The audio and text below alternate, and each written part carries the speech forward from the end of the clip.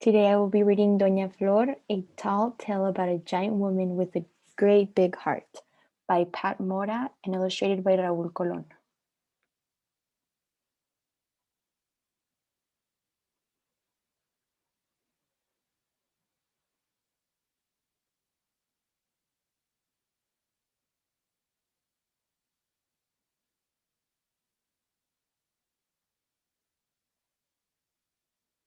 Doña Flor.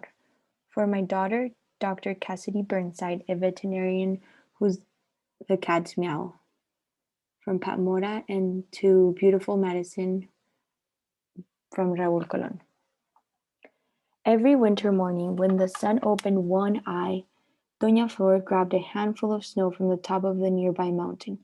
Brrr, she said, rubbing the snow on her face to wake up. Long, long ago, when Flor was a baby, her mother sang to her in a voice sweet as river music. When Flor's mother sang to her corn plants, they grew tall as trees, and when she sang to her baby, her sweet flower, well, Flor, grew and grew too.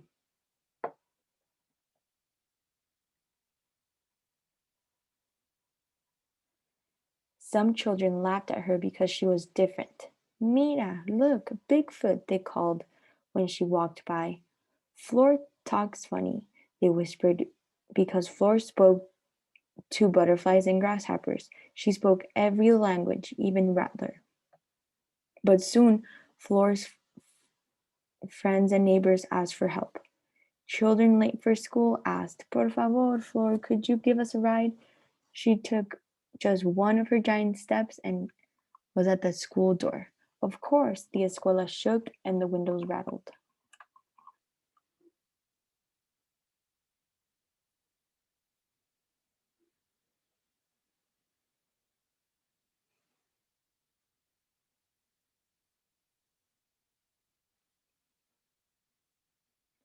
When Flor finally stopped growing, she built her own house.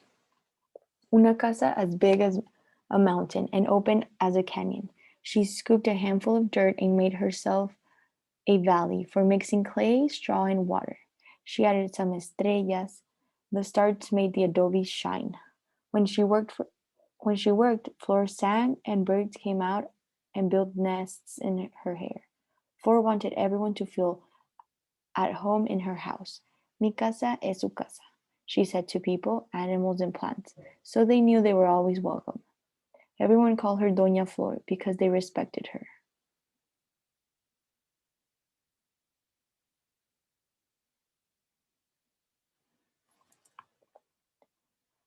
No one needed an alarm clock in Doña Flor's pueblo. When her hands, white as plates, started pat pat patting tortillas, everyone in the village woke up. So her neighbors would have plenty to eat. She stacked her tortillas on the huge rock table in front of her house. Flor's tortillas were the biggest, bestest tortillas in the whole wide world. People used the extra ones as roofs. The houses smelled corn good when the sun was hot. In the summer, the children floated around the pond on tortilla rafts.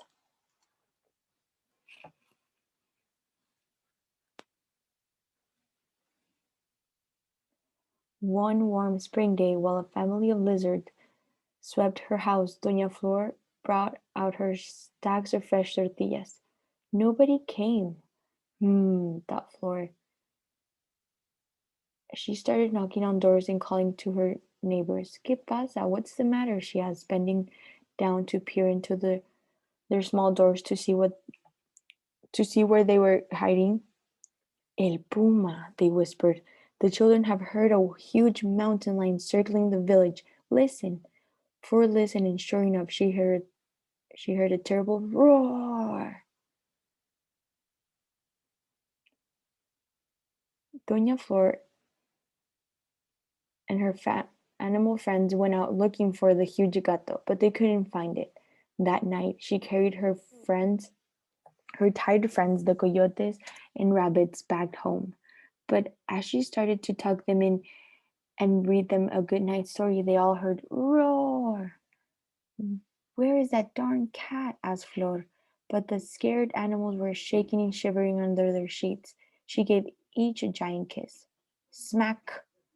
The ground echoed and woke the grumpy wind, who stormed up and down the hills, a grumbling and a growling. That night the wind got so angry that he blew the trees and houses first to the left, then to the right, and again to the left, and then to the right.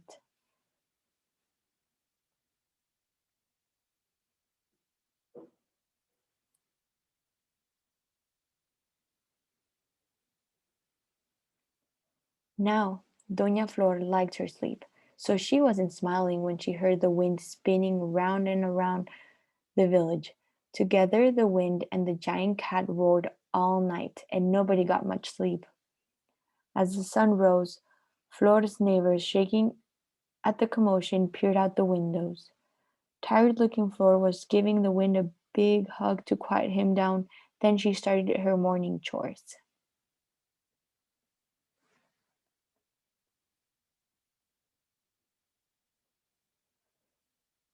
Doña Flor had work to do, but first she looked around the village. Where were the neighbors? Then she heard roar, roar. Flor stumped off and to find the puma that was bothering her amigos. Exhausted by afternoon, Doña Flor still hadn't found the cat, so she sat outside the library for a rest. She was too big to fit inside, so she just reached in the window for books. You see, Flor was probably the fastest reader ever. Why? She could read the whole encyclopedia in 5 minutes. She liked to sit in the shade and read stories and poems nice and slow to the children and animals that climbed all over her soft body. Today she called and called, and finally the children came, but they were scared.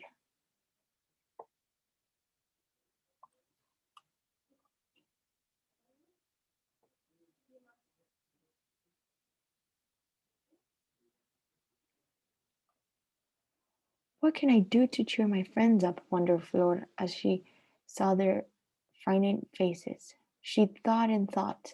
Now Flor knew that her village needed un río, a river, so to make her neighbors happy, Doña Flor scratched a new riverbed with her thumb.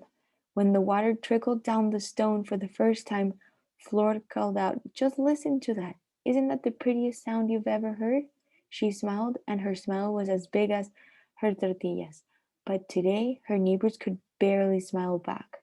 They were too worried about the mountain lion, and sure enough, suddenly there was a terrible roar, roar.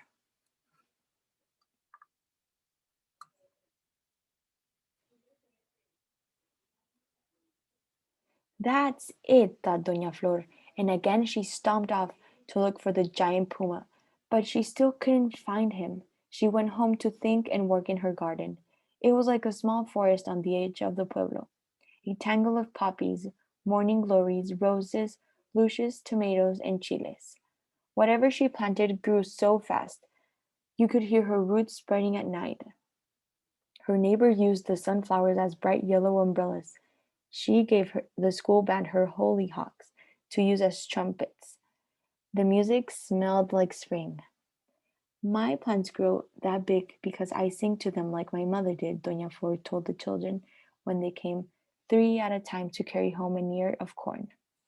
But today the children ran home when they heard roar. The sound rattled all the plates in the pueblo. For Flor's neighbor's teeth started rattling too.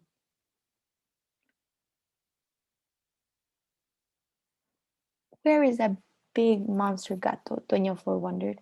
The smell of roses helped Flor think. So she went inside and took a long, hot bubble bath. Everyone knew Doña Flor was thinking when bubbles. Oh my god, I'm sorry. Was thinking when bubbles that smelled like roses began to rise from her chimney. I know, thought Flor. I'll go to my animals' friends for help. She stomped off again and she started asking, because remember, she spoke every language, even Rattler. Go quietly to the tallest mesa, said the deer. Vaya silenciosamente a la mesa más alta, hissed the cat. Go quietly to the tallest mesa. whispered the rabbits.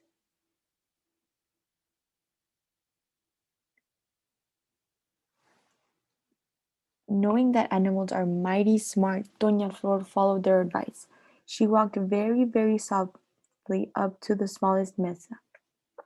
to the tallest mesa. She looked around carefully for the giant cat. Then, right near her, she heard roar, roar, for she jumped so high she bumped into the sun and gave him.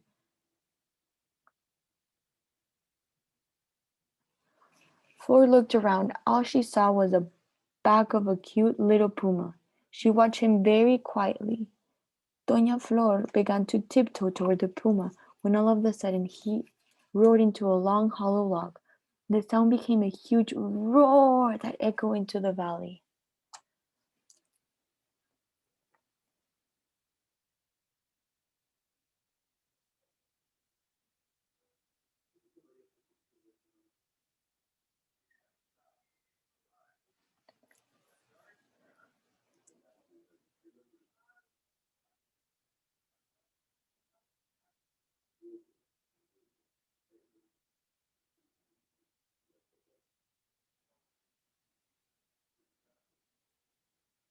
Now the little puma thought the loud noise was so funny that he rolled on his back and started laughing and laughing until he saw big Doña Flor. "Aha!" thought Flor. "Are you the chica who's causing all the trouble?" she asked. The little puma tried to look very fierce. His eyes sizzled with angry sparks. He opened his mouth wide and his teeth glinted. He roared his meanest roar. Roar! He growled, but without the log, the growl wasn't really very fierce. Doña Flor just smiled at the brave cat and said, "Why, you're just a kitten to me, Pumito." And she bent down and scratched that puma behind the ears. And she whispered to him in cat talk until Cat began to purr and purr. Pumito began to lick Flor's face with his wet tongue.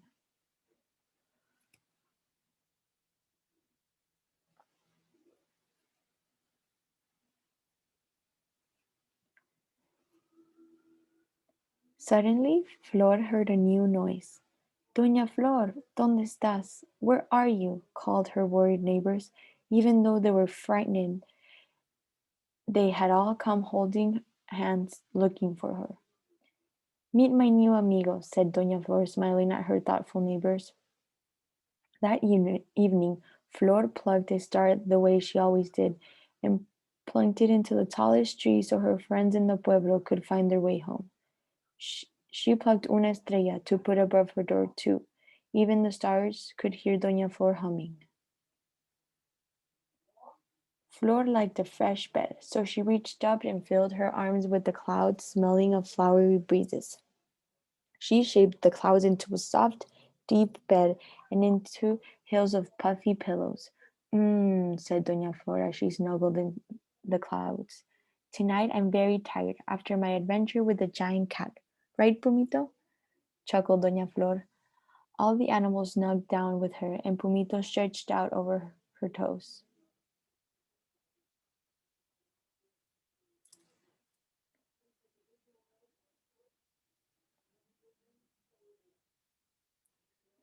The end.